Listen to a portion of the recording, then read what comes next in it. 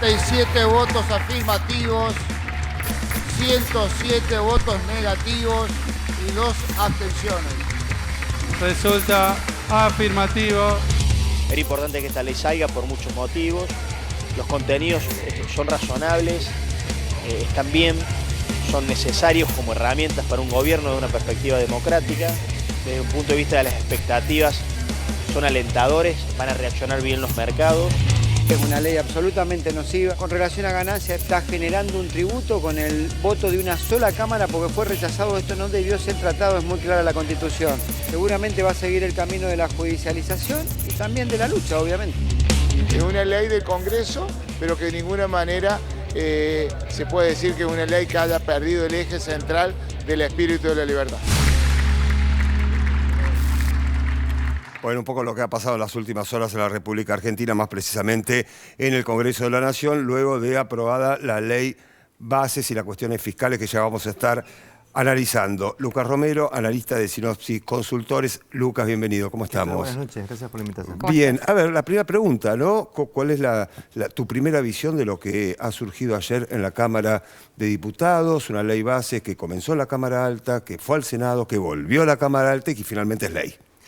Sí, a ver, si uno se aleja un poco de la escena Sí. y la mira, lo que va a observar es un presidente que intenta resolver un desafío económico muy complejo. Para resolver un desafío económico de estas características, lo que un presidente tiene que hacer es tomar decisiones. Hay algunas decisiones que el presidente puede tomar que están en el ámbito de las facultades del Poder Ejecutivo, pero hay otras decisiones que requieren un acuerdo con otros actores políticos, porque este es un gobierno en minoría. Un gobierno que tiene el 10% de la Cámara de Senadores, el 15% de la Cámara de Diputados. Y este proceso, que es el de la sanción de estas leyes, porque en realidad son leyes, es un proceso que se demoró mucho, ¿no? Ya 6 meses discutiendo estas leyes. Creo que al final de cuentas se terminó transformando mucho más importante y relevante que el presidente demostrara que puede sacar leyes del Congreso que el propio contenido de las leyes. Pero allí hay un medio vaso lleno, que es el presidente finalmente demuestra que puede sacar leyes del Congreso, y hay un medio vaso vacío, que es, bueno, se demoró mucho, y esta ley, la que salió finalmente, es una ley que está bastante lejana de la original, ¿no? La ley comenzó siendo lo que Federico Sturzenegger quería que sea, y terminó siendo lo que Guillermo Franco pudo que sea. Claro.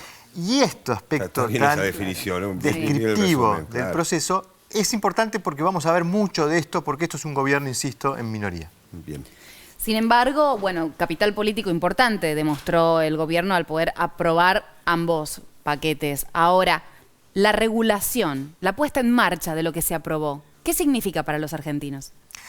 Bueno, este tipo de instrumentos muchas veces, digamos, obviamente que es difícil no decir que van a transformar la realidad de la gente. Lo que es difícil es señalar en qué aspecto van a impactar en la vida cotidiana de los argentinos. ¿Por qué? Bueno, porque son instrumentos que apuntan a modificar aspectos más estructurales del funcionamiento de la economía. Las dos leyes en última instancia son leyes que tienen objetivos más que todo económicos. Yo digo que el gobierno persigue con estas dos leyes dos objetivos. Un ingreso mayor de dólares y un ingreso mayor de pesos al Tesoro. Un ingreso mayor de dólares a la economía y pesos al Tesoro. Y en algún punto están orientadas a mejorar las condiciones macroeconómicas y que eso termina repercutiendo en una mejora en las condiciones bajo las cuales todos nosotros los argentinos desarrollamos nuestra vida, nuestras aspiraciones profesionales, nuestro empleo, nuestro trabajo. Así que habrá que ver cómo estos instrumentos le permiten al gobierno ir transformando esa realidad macroeconómica, microeconómica y en definitiva que la gente lo termine sintiendo, ¿no? A ver, Luca, cuando se estaba debatiendo la ley bases en el Congreso y el paquete fiscal también, se especulaba mucho con el día viernes por la mañana que iba a suceder con los mercados. Bueno, el viernes por la mañana ya pasó y la repercusión en los mercados, uno entiende, fue tibia, ¿puede ser? Sí. Sí, a ver, dos explicaciones posibles, ¿no?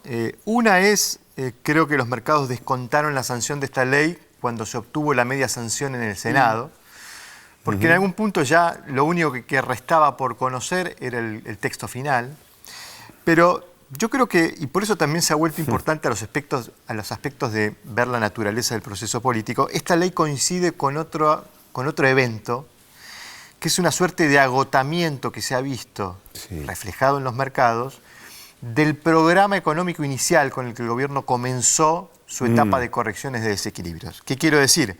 Bueno, empezamos a ver en las últimas semanas algunas señales de nerviosismo en el mercado, de tensión, de dudas, de interrogantes respecto de cuál era la durabilidad o la sostenibilidad del programa cambiario y monetario. Por algo, el ministro de Economía y el presidente del Banco Central salieron esta tarde a dar indicaciones. Entonces, coincidió la sanción de esa ley con algunas dudas que está habiendo en el mercado respecto de, bueno, cómo se inicia o cuándo se inicia una necesaria segunda etapa del programa económico. Algo de esto intentaron transmitir hoy estos funcionarios, pero creo que vamos a ver esas dudas, esos interrogantes hasta que el gobierno y el equipo económico terminen de despejar los interrogantes de cómo va a ser esta segunda etapa del programa económico que todavía enfrenta complejos desafíos. Bien. Hoy Milei habló de régimen cambiario, que viene un nuevo régimen cambiario. ¿Eso qué significa? Bueno, digamos, la política económica tiene varias herramientas, ¿no? Hay política cambiaria, hay política monetaria, hay política fiscal. Bueno, hizo referencia a una de las herramientas de la política económica y que tiene que ver con cuál es la administración que el Banco Central hace de la economía en términos generales, de las reglas de la economía, de los valores dentro de la economía, y acá es donde aparecen estas dudas e interrogantes que les mencionaba que se habían expresado en los mercados, ¿no? Un intento de ver si el gobierno y su equipo económico pueden convencer a los agentes económicos de que estas reglas, bajo las cuales ha venido funcionando la economía, que es un mecanismo de devaluación de 2% mensual y efectivamente un tipo de cambio que está gobernado por esa regla monetaria, bueno, pueden ser sostenibles en el tiempo. Algo de eso intentaron despejar Bausili y Caputo hoy, las dudas y los interrogantes, pero veremos porque todavía nos falta mucha información al respecto. Y le agregaría el dato de que el propio Fondo Monetario está reclamando también modificaciones en la política cambiaria y monetaria. Bueno, nos queda todavía por saber y conocer en definitiva hacia dónde estamos yendo en esa materia. Bien, ¿y hacia dónde está yendo la oposición después de lo que vimos en la Cámara de Diputados? La ley se aprobó finalmente, con minoría, como bien decís vos, tanto en el Senado como en la Cámara de Diputados del oficialismo, acompañado por la oposición. Sí, a ver, yo digo que... Hay varias oposiciones, obviamente. Sí, uno dice la oposición, no, pero uno debería hablar de varias oposiciones porque hay un escenario muy fragmentado en la escena opositora. Yo digo que si la ley salió en algún punto es porque confluyeron dos necesidades. La necesidad del gobierno de sacar una ley y eso lo llevó a hacer o adoptar una postura mucho más flexible y pragmática, lejos de la postura dogmática e intransigente de los principios de negociación de Javier Milei, pero también porque había una oposición, sobre todo la dialoguista, la que colaboró en aportar los votos para sancionar la ley, que sentía la necesidad de demostrarle a sus propios votantes, a los votantes de esa oposición dialoguista, de que le daba herramientas a este gobierno. ¿Por qué? Porque buena parte de los votantes de esos dirigentes de la oposición dialoguista están ilusionados con lo que Milei pueda producir y le estaban reclamando a sus dirigentes, denle herramientas a este presidente. Con lo cual, yo creo que acá se inicia una nueva etapa, ¿no? Todos los analistas hemos señalado esta idea de que, bueno, se sanciona la ley y vamos a tener una nueva dinámica entre la relación entre el oficialismo y la oposición. Probablemente así sea, porque ahora esa oposición dialoguista va a tener más margen para patalear. Ya está, ya le di herramientas a este presidente, ahora la responsabilidad es tuya, yo voy a empezar a manifestar con más nitidez en dónde yo me diferencio de cómo vos estás resolviendo, gobernando esta situación. Así que habrá que ver, porque hay muchas iniciativas que hemos visto en el Congreso que era impulsada por la oposición en su conjunto. Veremos si con esta nueva dinámica empezamos a ver aparecer leyes que a lo mejor el gobierno no desea. Veremos si ahí aparece el veto. El presidente ya amenazó que, por ejemplo, la ley de movilidad previsional que está impulsando la oposición en el Congreso, si sale sancionada del Senado, el presidente la va a vetar. Bueno, ahí nace una nueva dinámica que conoceremos en las próximas semanas, en los próximos meses.